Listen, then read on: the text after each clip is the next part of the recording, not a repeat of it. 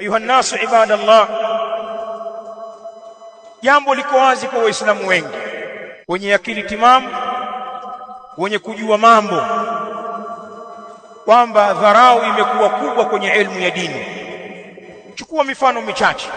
Wewe tizama uwekezaji wa rasilimali watu kwenye hii elimu ya dini, kadhalika uwekezaji wa miundombinu yake. Watu wangapi katika waislamu wamewaandaa vijana wao na watoto wao kwa ajili ya kusoma hii dini ya Allah, ili waje kuisimamia na kuitetea? Watu wangapi katika waislamu wanashiriki katika ujenzi wa miundombinu ya kuwezesha elimu ya dini isomwe kwa urahisi na kwa ufanisi, kama kujenga vituo vya elimu, madaris, kujenga misikiti mikubwa na kuiwekea miundombinu ya kuwalea watu kwenye elimu katika misikiti hiyo? Watu wangapi wanashiriki kwenye khairi hizi? Kila mmoja ni shahidi wa nafsi yake. Hili jambo ni msiba mkubwa kwetu. Watu wengi katika Uislamu tumeruzukiwa watoto wa kike na wa kiume. Kila mmoja ajiulize, ana mtoto gani wa kwake? Usiniambie watoto wa kuwaokota mtaani waliokosa walezi. Kaangalia msikitini pale, kuna kijana na shangaa hana mwelekeo, na pengine alifeli skuli huko, hana akili. Nakwambia mtoto wako au mdogo wako au ndugu yako wa damu ambaye una uchungu naye, mwenye akili safi, maarifa anayo, wangapi wana watu kama hawa kwenye familia zao waliowaandaa kusoma dini? Sisemi uwasomeshe watoto wote waje kuwa wasimamizi na mashekhi wa dini. Kama utaliweza hilo ni kheri. Nazungumzia hata mmoja ambaye umemwandaa kwa ajili hiyo. Nyinyi ni mashahidi wa nafsi zenu. Lau mnamuogopa Allah na mkaacha uongo wa kuziongopea nafsi zenu, hamjawaandaa watoto hao.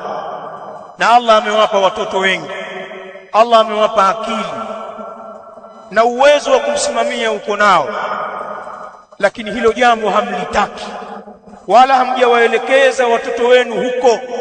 Na kama mnawapeleka katika mafunzo ya kidini, ni ile geresha ya utoto tu, wakajue alifu be, wakifika darasa la 4, darasa la 7, form 1, form 2, hatuwaoni tena. Hakuna mpango wa kuwaandaa watu wetu kwenye familia zetu kwa ajili ya kushika majukumu ya dini. Hatuna mpango huo. Na watu wengine mughafalun wanaichezea dini pia, kwa kuwa kwenye dunia hawafanyi hivyo.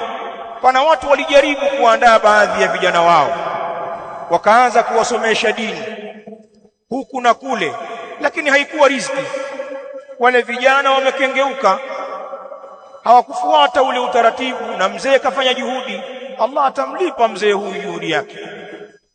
Toka alipofeli kwa kijana mmoja au vijana wawili, akaamua kususa kwamba sasa basi sisomeshi tena dini. Ukimwambia kwa nini? Fulani nilimsomesha, kiko wapi? Fulani nilimsomesha, kiko wapi? Lakini ukitaka kujua huyu ni mughafali, hajakata tamaa kwa hao anaowasomesha dunia, na anao waliofeli hiyo dunia, wamekengeuka, wako mtaani, hawamsaidii chochote, pengine bado wanamtegemea yeye. Lakini kuna waliofika form 6, kuna waliomaliza vyuo vikuu, hawamsaidii chochote wala hawajaweza kujisaidia wao, lakini hajasusa kusomesha sekula. Bado wadogo zao anawapeleka skuli, tena anaongeza bidii. Kama hawa wakubwa aliwasomesha huko zamani shule loko hivi, hizi Senti Kayumba hizi, sasa anampeleka international English medium. Hawa wadogo wanakwenda shule za viwango. Hajakata tamaa, na anajiambia nilifeli kwa wale wakubwa, wacha nipambane na hawa waliobaki. Shukran, juhudi kubwa hiyo. Dini je? mbona toka ulipompoteza mmoja umesusa kabisa?